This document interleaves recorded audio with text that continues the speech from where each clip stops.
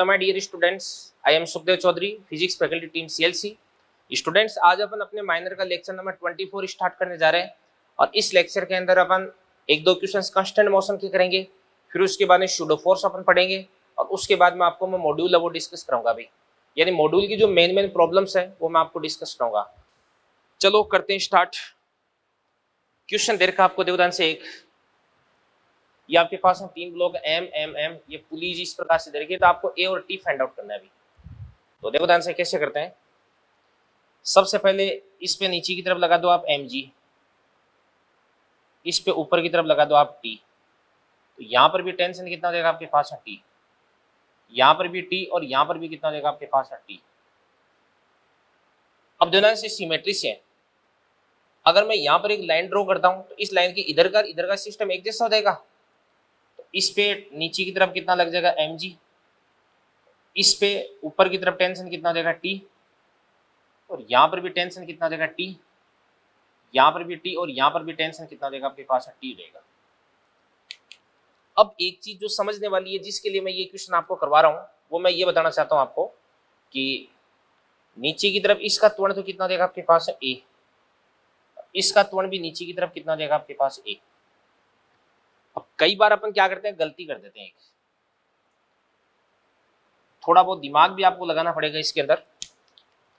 अपन ऐसे सोचते हैं कि इसका टेंशन टी, इसका टेंशन टी, इसका टेंशन टी, एक्सप्रेशन ए, इसका टेंशन कितना देगा टी और टी ऊपर की तरफ कितना देगा 2t, टेंशन दुगुना तो त्वरण आधा। तो अपन गलती से इसका त्वरण वो a/2 कर देते हैं और ये क्वेश्चन अपना गलत हो जाता है। अब आपको यहाँ पे ध्यान क्या रखना है वो मैं आपको बता रहा हूँ। देखो भाई, मैं ये कह रहा हूँ कि ये इधर वाला जो टेंशन टी है ना, वो तो इधर के एक्सलेरेशन की वजह से आ रहा है। किसकी वजह से आ रहा है? इधर, मतलब ये वाला जो सिस्टम है इसकी वजह से आ रहा है ये तो, ठीक है। तो इसका भी एक्सलेरेशन है वो आपके पास में कितना आएगा? भी ए ही आएगा। कितना आएगा? ए, ऊपर की तरफ ए ही आएगा। ए। अब बोलोगे सर बात गले नहीं उतर रही, कोई दिक्कत वाली बात नहीं है, बता देते हैं। देखो इसका टेंशन कितना हो जाएगा आपके पास में टी, एक्सलेरेशन कितना मान लेंगे अपन ए, टी ऊपर ए नीचे माइनस का, टी ऊपर ए नीचे माइनस का टी ए। इसकी अपन बात करते हैं, ऊपर कितना देगा आपके पास में 2t, और मान लो कि इसका एक्सप्रेशन कितना आपके पास ए डेस है, ये कितना देगा 0 देगा। तो टी ए कितना देगा 2t है, 2t से 2t को काट देंगे तो यहाँ से आपके पास ए डेस है वो किसके बराबर हो जाएगा? ए के बराबर ही हो जाएगा। ऐसे आप चेक कर सकते हैं, ठीक है ना। अब तो इक्वेशन बनानी है अपने को, चलो बनाते हैं। तो इसके लिए क्या बन जाएगी बताओ? नीचे की तरफ कितना देगा आपके पास एम जी, ऊपर कितना देगा टी, तो एम जी माइनस कितना देगा आपके पास टी बराबर क्या देगा एम ए। अब इसके लिए भी कितना देगा आपके पास एम जी माइनस टी बराबर कितना देगा एम ए। ये लिखने की जरूरत नहीं क्योंकि ये और ये इक्वेशन एक ही बन जाएगी। इस पे ऊपर कितना लग रहा है 2m, सॉरी 2t, ऊपर कितना लग रहा है 2t और नीचे कितना लग रहा है बताओ? इस पे mg बराबर इसका कितना देगा आपके पास ma हो जाएगा। अब अपन एक काम करते हैं भी, इस वाली इक्वेशन को अपन 2 से मल्टीप्लाई कर देते हैं। अब 2 से मल्टीप्लाई क्यों करते हैं ये भी आपको मालूम है, क्योंकि ये आपके पास में 2t बन जाएगा। तो माइनस का 2t प्लस का 2t कैंसिल आउट हो जाएगा। ये कितना देगा 2mg माइनस mg कितना देगा mg, और mg बराबर कितना देगा ma, ma कितना देगा 2ma। तो अपन बोलेंगे mg बराबर कितना देगा आपके पास है 2ma। तो यहाँ से a बराबर कितना देगा आपके पास है g बटे 2, a बराबर कितना देगा आपके पास है g बटे 2। और इसके बाद में यहाँ से अपन t भी निकाल सकते हैं। तो t बराबर कितना देगा mg माइनस ma, तो t बराबर कितना देगा आपके पास है mg माइनस ma, तो mg माइनस a कितना देगा g/2, तो mg/2, तो t कितना देगा आपके पास है mg बटे। बहुत ही आसान। अब यहां पर आपको b का वेग निकालना है भाई। देखो ध्यान से, ये आपके पास में कोई भी एक नत्तल है जो कि इधर की तरफ v वेग से गति कर रहा है, इसका एंगल कितना है थीटा है, और यहाँ पर ये b है। अब इस ये जो रोड b है ना, इस रोड b को अपन ने इस प्रकार से यूं पाइवोट कर रखा है, यानी ये इस प्रकार से हॉरिजॉन्टल डायरेक्शन में मूव नहीं कर सकती।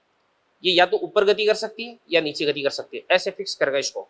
ऊपर गति कर सकती है, नीचे गति कर सकती है, दाएं बाएं गति करने की फैसिलिटी नहीं है। अब देखो ध्यान से, ऐसे क्वेश्चंस में आपको एक बात ध्यान रखनी है भी, क्या कि अगर दो ब्लॉक एक दूसरे के कांटेक्ट में आ रहे हैं तो दोनों ब्लॉक्स के विस्थापन, वेग या त्वरण के नत्तल के जो लंबवत घटक होते हैं उनके बराबर करने हैं। भी नत्तल के जो लंबवत घटक होते हैं उनके बराबर कर दें। तो वो कैसे करते हैं अपन, देखो ध्यान से। मान के चलिएगा इसका जो वेग है, इसका वेग भाई ये इधर की तरफ जाएगा तो ऑब्वियसली ये नीचे की तरफ गति करेगा। इसका वेग अपन ले लेंगे इस प्रकार से वीबी। तो इसके वेग का नत्तल के लंबवत ये वाला जो घटक है ना, ये वाला घटक अपन निकालते हैं। तो कैसे निकालते हैं, ये थीटा तो ये 90 माइनस थीटा, तो ये भी आपके पास में क्या देगा, अभी थीटा देगा। इस वीबी का ये वाला कंपोनेंट क्या बन जाएगा, देखो ध्यान से, वीबी कॉस थीटा। अब सुनो ध्यान से, देखना, देखो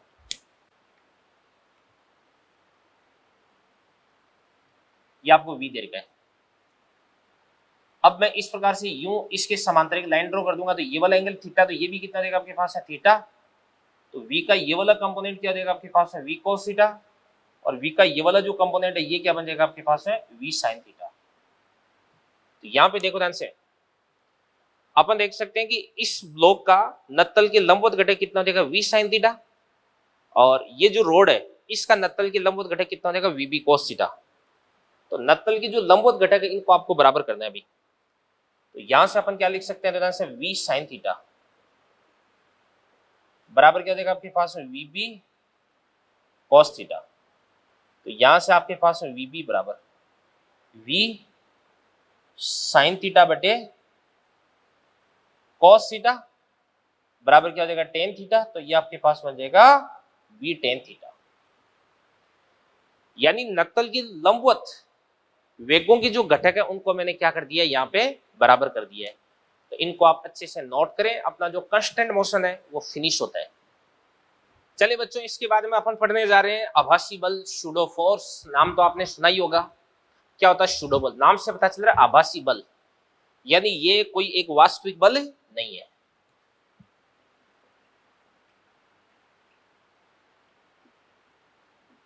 वास्तविक बल नहीं है।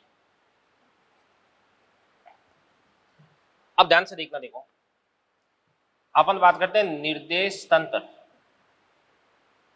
ये कई बार नाम आता है, क्या होता है निर्देश तंत्र, क्या होता है, इंग्लिश में इसको अपन बोल देते हैं रेफरेंस फ्रेम। क्या होता है बेटा निर्देश तंत्र, क्या होता है,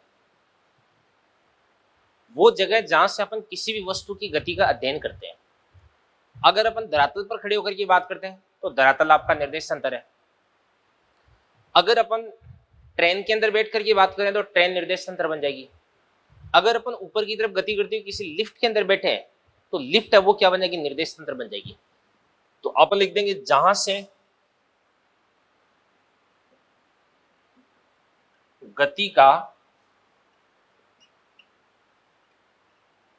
अध्ययन किया जाता है। तो जहां से गति का अध्ययन किया जाता है उसको अपन क्या बोलते हैं, निर्देश तंत्र बोलते हैं। निर्देश तंत्र दो प्रकार के होते हैं, एक तो होता है जड़त्वीय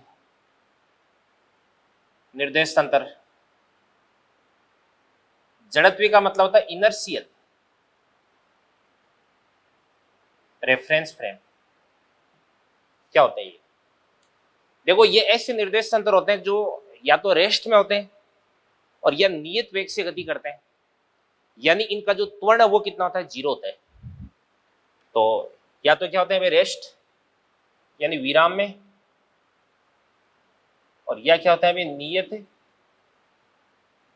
वेग से गति करते हैं, और इनका जो त्वरण ए बराबर कितना होता है, 0 होता है। और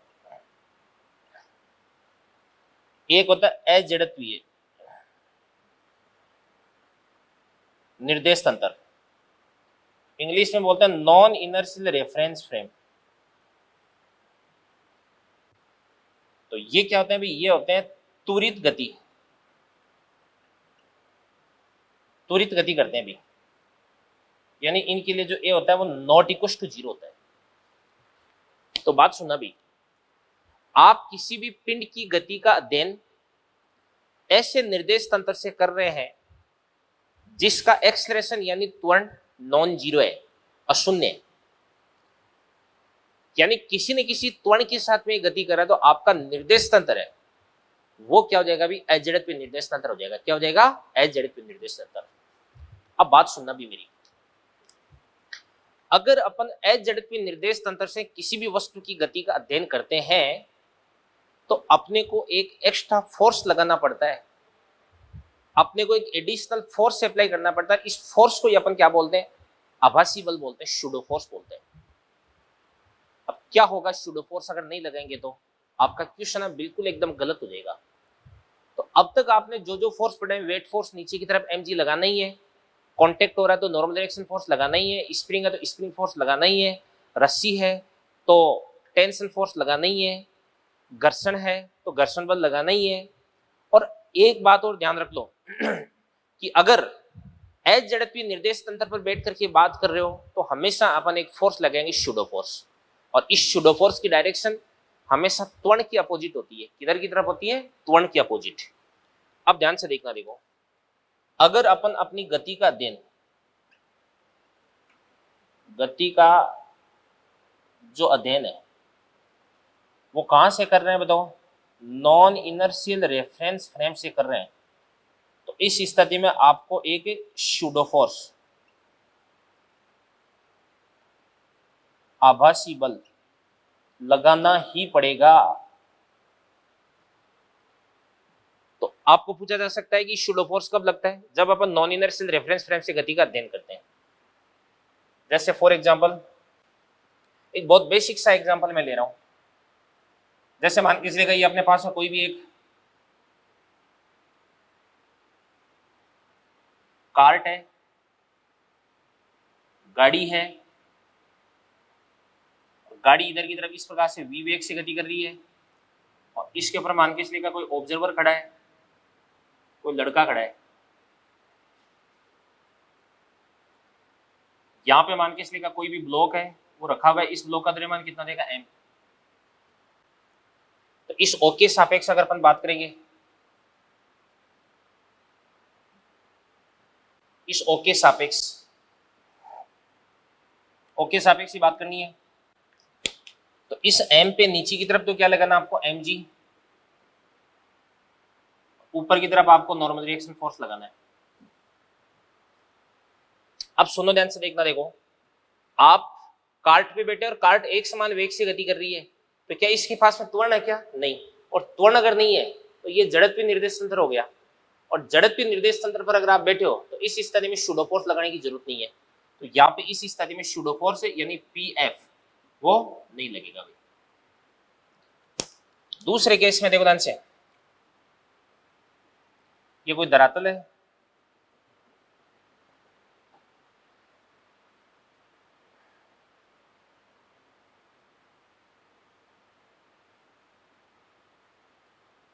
और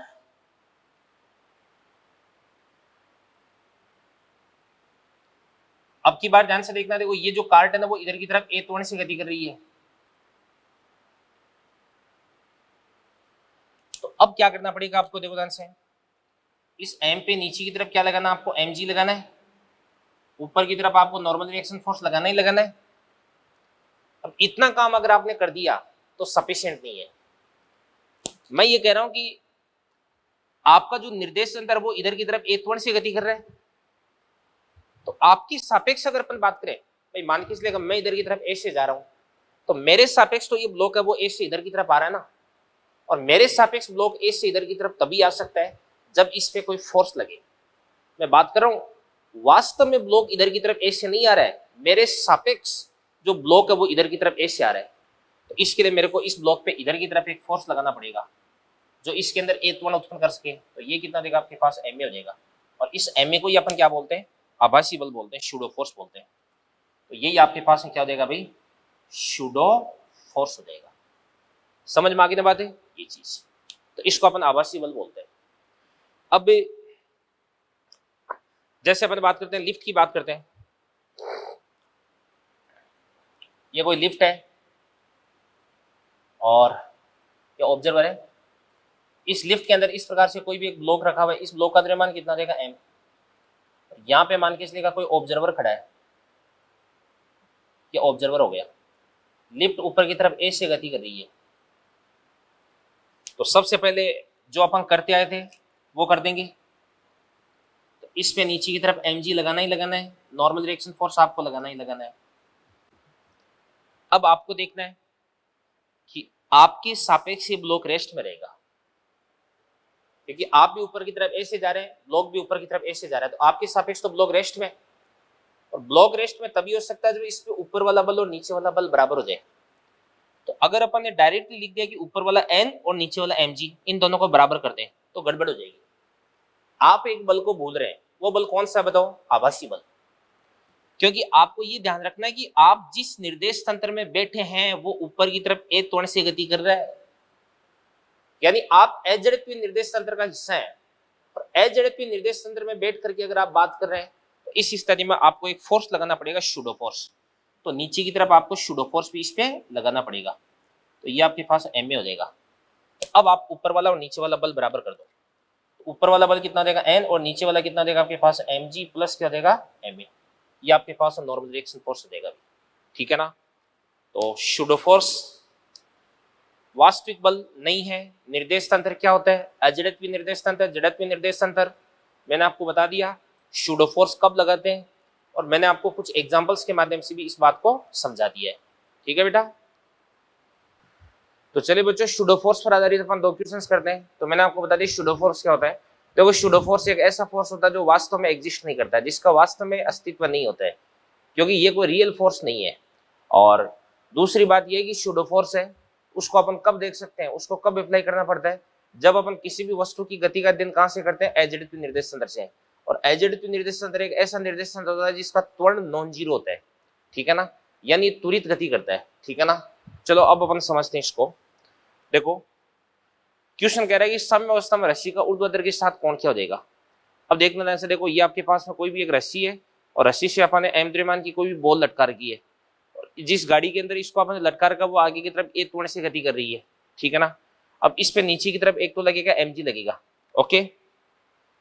और मान के चलिए अपना जो ऑब्जर्वर है वो ऑब्जर्वर कहां पर खड़ा है भाई? यहाँ पे खड़ा है, ये इस प्रकार से यहाँ पे ऑब्जर्वर खड़ा है, ठीक है।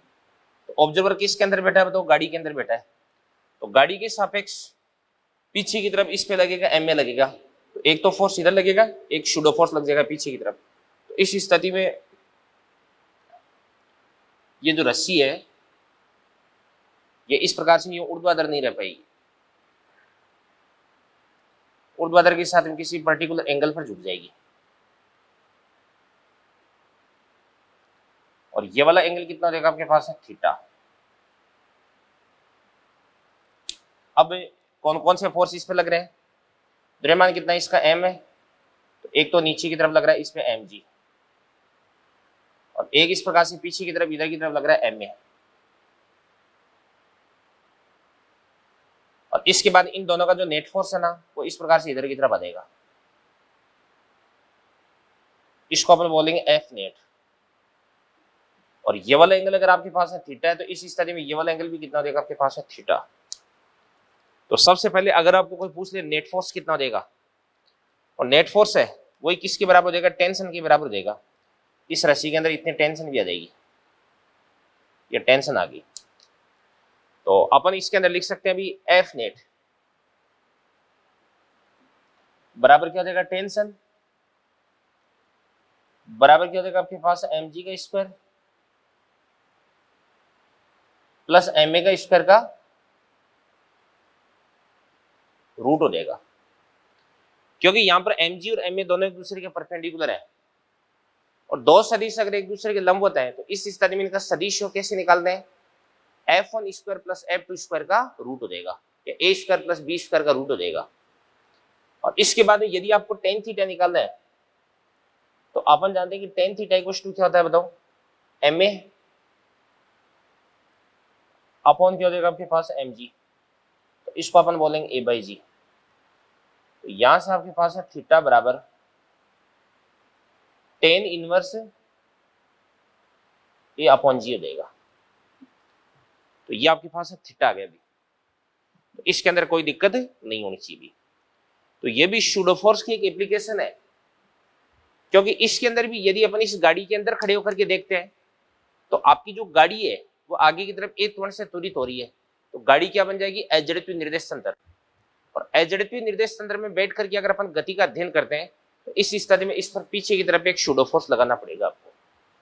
अगला क्वेश्चन बहुत ही स्टैंडर्ड क्वेश्चन है, नीट के अंदर भी ये पूछा जा चुका है और बहुत ही बेसिक क्वेश्चन है ये। एक का मान ज्ञात करो ताकि ब्लॉक वेज के सापेक्ष स्थिर है। देखो ये आपके पास में कोई ब्लॉक है, इसका द्रव्यमान कितना हो जाएगा, एम हो जाएगा। ये आपके पास में कोई भी वेज है, इसका क्षैतिज के साथ में जो कोण है वो कितना हो जाएगा, थीटा हो जाएगा।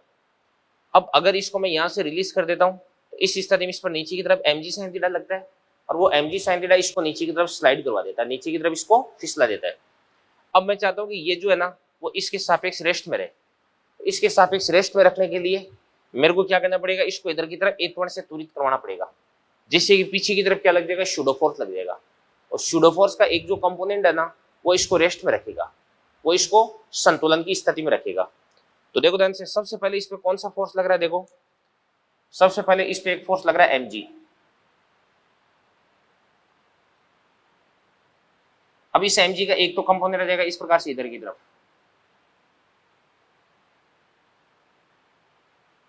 mg का एक तो कंपोनेंट आ जाएगा इधर की तरफ mg sin थीटा, और एक इसका कंपोनेंट आ जाएगा इस प्रकार से इधर की तरफ mg cos थीटा, क्योंकि ये वाला जो एंगल है ये भी कितना देगा आपके पास है, थीटा। अब यदि इस वेज को आप इधर की तरफ एक त्वरण से त्वरित करवा रहे हो तो वेज है वो तो आगे की तरफ त्वरित गति कर रहा है, यानी ये क्या हो जाएगा, अजड़त्वीय निर्देश तंत्र। और अजड़त्वीय निर्देश तंत्र में बैठ करके अगर अपन गति का अध्ययन करेंगे तो आपको पीछे की तरफ एक सूडो फोर्स लगाना पड़ेगा, त्वरण की अपोजिट डायरेक्शन में। त्वरण आगे की तरफ है, इस पे सूडो फोर्स इस प्रकार से लगाना पड़ेगा आपको पीछे की तरफ। ये आपके पास एम ए हो गया अभी। अब इस एम ए की भी अपन दो कंपोनेंट्स कर देंगे। एम ए का एक तो कंपोनेंट आ जाएगा इस प्रकार से इधर की तरफ,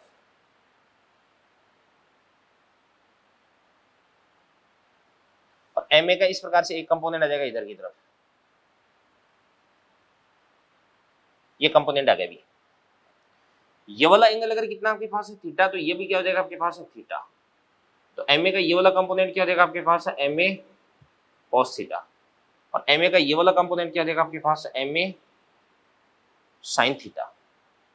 और एक इस प्रकार से इधर की तरफ अभिलंब प्रतिक्रिया बल लग जाएगा, नॉर्मल रिएक्शन फोर्स, ये एन हो गया, ठीक है ना। तो सबसे पहले ये जो ब्लॉक है इस नत्तल के लंबवत तो गति कर नहीं रहा है, तो नत्तल के लंबवत ऊपर की तरफ और नीचे की तरफ वाला फोर्स आपको बराबर करना पड़ेगा। तो ऊपर की तरफ कितना फोर्स लग रहा है, एन, और नीचे की तरफ कितना हो जाएगा, m g cos theta plus m a sine theta. तो यहां से अपन लिख सकते हैं एन बराबर m g cos theta plus क्या देगा आपके पास, एम ए साइन थीटा। ये तो एन आ गया। अब नत्तल के अनुदिश से गति नहीं कर रहा है, इसका मतलब ये हुआ कि नत्तल के अनुदिश नीचे की तरफ वाला फोर्स और ऊपर की तरफ वाला फोर्स बराबर है। भाई ये गति करवाने वाला बल और ये गति को रोकने वाला बल, तो गति करवाने वाला बल कितना देगा, एम जी साइन थीटा, और विरोध करने वाला बल कितना देगा आपके पास, M A cos theta. M से एम को काट देंगे तो ए बराबर कितना देगा आपके पास है, G sine theta upon cos theta, तो बराबर क्या देगा आपके पास है, जी टेन थीटा। और ये वाला रिजल्ट है, ये आपको ध्यान में रखना है अभी। तो ए बराबर क्या देगा आपके पास है, जी टेन थीटा। तो रिजल्ट है वो आपको याद भी रखना है अभी। तो सूडो फोर्स पर आधारित दो अच्छी सी प्रॉब्लम्स है वो मैंने आपको सोल्व करवा दी है, और दूसरी वाली जो प्रॉब्लम है A equals to G tan theta, इसका रिजल्ट भी आपको ध्यान में रखना है। चलिए बच्चों, सूडो फोर्स पर आधारित दो क्वेश्चन अपन और देखते हैं। देखो ये वाला क्वेश्चन है, ये तो पिछले क्वेश्चन जैसा ही है। अब इसके अंदर क्या बोला जा रहा है आपको, देखो ध्यान से। ये कह रहा है कि एम नोट का मान ज्ञात करो था कि m1 m2 के सापेक्ष फिसले नहीं, मतलब ये जो m1 है ना वो इस m2 पर फिसलना नहीं चाहिए। फ्रिक्शन की यहाँ पर कहीं पर भी बात नहीं हो रही, घर्षण कहीं पर भी मौजूद नहीं है। ये वाला जो ब्लॉक है इसका द्रव्यमान कितना आपके पास है, m नोट है। तो सबसे पहले अपन बात करते हैं देवदान से। देखो यहाँ पे मान के इसलिए इसका त्वरण है इसका त्वरण नीचे की तरफ कितना देगा आपके पास ए, तो ऑब्वियसली इस पूरे सिस्टम का जो त्वरण है वो भी इधर की तरफ कितना देगा आपके पास ए हो देगा। ठीक है ना। अब अपन बात करते हैं m1 और m2, इन दोनों का जो वेट है वो नीचे की तरफ लगता है, तो m1 और m2 का जो वेट है वो इनकी गति के लंबवत दिशा में लग रहा है, तो इन दोनों के वेट का यानी इन दोनों के बार का गति में कोई भी सपोर्ट या अपोज नहीं हो रहा है, तो त्वरण के अंदर m1 और m2 का जो वेट है वो अपन काउंट नहीं करेंगे। बट ध्यान से देखना, तो इसका जो वेट है, इसका वेट कितना हो जाएगा नीचे की तरफ m0g, और ये जो m0g है ना, ये इसके अंदर त्वरण उत्पन्न करेगा। ठीक है, तो सबसे पहले अपन एक काम करते हैं, भी ए निकाल लेते हैं। तो ए बराबर क्या देगा, एक्सटर्नल फोर्स कितना देगा m0g देगा, अपॉन कुल द्रव्यमान कितना देगा आपके पास m1 plus m2 plus m0 हो देगा। ये आपके पास त्वरण आ गया भाई। अब ध्यान से देखना, देखो यहां पर आपके पास जो ए है भाई, ये रेस्ट में कब रह सकता है, जब ए की वैल्यू कितने देगी जी टेन थीटा देगी। तो ए को अपन किसके बराबर लिख सकते हैं, जी टेन थीटा के बराबर। तो ए बराबर कर देंगे अपन जी टेन थीटा। तो यहां से आपके पास ए बराबर क्या रहा है, ए बराबर m0g upon m1 plus m2 plus m3। ए को अपन लिख सकते हैं जी टेन थीटा प्लस m3, नहीं इसको अपन लिख देंगे m0 लिख देंगे। अब यहां से आपके पास में क्या बन जाएगा, क्रॉस मल्टीप्लाई कर देंगे, तो m0g बराबर कितना देगा आपके पास m1 प्लस m2 इंटू कितना देगा आपके पास है जी टेन थीटा, और इसके बाद में प्लस क्या देगा आपके पास m0 जी टेन थीटा। अब इस m0 की वैल्यू आपको फाइंड आउट करनी है, तो इस m0 को अपन इधर की तरफ ले देंगे, तो यहां से आपके पास क्या बन जाएगा अभी m0 जी, और इसके बाद इसको अपन लिख सकते हैं 1 माइनस टेन थीटा, और बराबर m1 प्लस m2 इंटू क्या देगा आपके पास है जी टेन थीटा। जी से अपन जी को कैंसिल आउट कर देंगे, तो यहां से आपके पास m0 बराबर कितना देगा आपके पास m1 प्लस m2 इंटू क्या देगा आपके पास है टेन थीटा, अपॉन क्या देगा आपके पास 1 माइनस टेन थीटा। सोल्व करके ये अपने आंसर निकाल दिया, तो यही आपके पास m0 की वैल्यू हो जाएगी भी। ठीक है ना। चलो इसके बाद में अपन अगला क्वेश्चन देखते हैं बच्चों। तो ये क्वेश्चन देखिएगा आप, सबसे पहले जो जो फोर्स आपकी समझ में आ रहे हैं वो फोर्स लगा दो सारे सारे आप। तो इसका इस पे नीचे की तरफ आपको m1g लगाना है, इसका बारबल, इस पे नीचे की तरफ आपको m2g लगाना है, इस पे नीचे की तरफ आपको m3g लगाना है। तो m1g m2g और m3g ये आपको फोर्स लगाना है, ये तो वेट फोर्स हो गया अभी। अब यहाँ पर मान के चलेगा टेंशन है वो कितना देगा आपके पास है टी, तो यहाँ पर भी कितना देगा टी, यहाँ पर भी टी, और यहाँ पर भी टेंशन कितना देगा आपके पास है टी हो देगा। इस पुली पर अगर अपन बात करें तो नीचे की तरफ टेंशन कितना देगा टी टी टू टी, ऊपर भी कितना देगा टू टी, तो यहाँ पर भी टू टी, यहाँ पर भी टू टी, यहाँ पर भी टू टी, और यहाँ पर भी टेंशन कितना देगा टू टी हो देगा। ठीक है ना। अब देखो ध्यान से, अब मान के चलेगा इसका जो त्वरण है वो कितना देगा आपके पास है ए, और अगर ये m1 ऊपर की तरफ ए त्वरण से जा रहा है, तो m1 तथा ये पुली दोनों ए की रस्सी से जुड़े हुए हैं, तो अगर इसका एक्सलेरेशन ऊपर की तरफ कितना देगा ए, तो इस स्थिति में पुली इसका नीचे की तरफ एक्सलेरेशन कितना देगा ए हो जाएगा, तो इसका त्वरण नीचे की तरफ अपन बता देंगे कितना ए। अब देखो ध्यान से, मान लो कि m2 और m3 है, m2 और m3 इन दोनों का पुली के सापेक्ष, इस पुली के सापेक्ष जो त्वरण है वो कितना भी ए नोट है। मैं लिख देता हूं यहाँ पे, तो मैं लिख देता हूं माना m2 व m3 का पुली के सापेक्ष त्वरण बराबर कितना हो देगा ए नोट हो देगा। ठीक है ना। तो इसका मतलब ये हुआ m1g को अपन इधर की तरफ लिख देते हैं, जगह बन जाए थोड़ी सी। इसका मतलब ये हुआ कि मान लो कि ये वाला जो ब्लॉक है ना, ये तो इस प्रकार से ऊपर की तरफ जा रहा है, ये तो इस प्रकार से ऊपर की तरफ जा रहा है। किससे जा रहा है? ए नोट से। और ये वाला जो ब्लॉक है ये इस प्रकार से नीचे की तरफ आ रहा है, किससे? ए नोट से। समझ रहे हो? मतलब ये हुआ कि अगर मैं इस पुली पर बैठ करके देखता हूं तो मेरे को ये तो ए नोट से ऊपर और ये ए नोट से नीचे जाता हुआ दिखाई देता है। बट यदि मैं धरातल पर जाकर के देखता हूं, मान के चलेगा मैं ग्राउंड पे चला गया, तो इस स्थिति में इसका वास्तविक त्वरण कितना हो जाएगा, इसका वास्तविक त्वरण कितना हो जाएगा, मैं बताता हूं। देखो आपको, देखिएगा, ये ए नोट से तो ऊपर जा रहा है और पुली अब वापस ए से इसको नीचे की तरफ ला रही है, तो ये ए नोट जाएगा और पुली वापस इसको ए ले आएगी। तो इसका धरातल के सापेक्ष त्वरण कितना हो जाएगा? ए नोट माइनस क्या हो जाएगा आपके पास? ए। और ये ए नोट से नीचे जा रहा है और पुली इसको ए से नीचे ला रही है, तो दोनों का सेम डायरेक्शन में, इस कारण से ए नोट प्लस क्या हो जाएगा आपके पास? ए हो जाएगा। ये आपके पास में जुड़ जाएगा अभी। अब अपन देखते हैं उदाहरण से, सारे के सारे फोर्स यहाँ पर अपन दिखा चुके हैं। तो सबसे पहले इसके लिए समीकरण लिखते हैं, तो क्या बन जाएगा उदाहरण से, ऊपर की तरफ 2t माइनस क्या देगा आपके पास? m1g बराबर कितना देगा आपके पास? m1a। एक इसके बाद इसकी बात करते हैं, ऊपर कितना फोर्स लग रहा है? t माइनस कितना देगा आपके पास? m2g बराबर कितना देगा आपके पास? m2 ए नोट माइनस क्या देगा आपके पास? ए। इक्वेशन नंबर 2, ठीक है ना। इसके बाद में अपन बात करते हैं, इसकी बात करते हैं। इसके लिए सही लिखा है ना, एक बार देख लेते हैं। ऊपर कितना हो जाएगा? टी, नीचे कितना हो जाएगा? m2g बराबर m2 ए नोट माइनस ए। बिल्कुल ठीक है।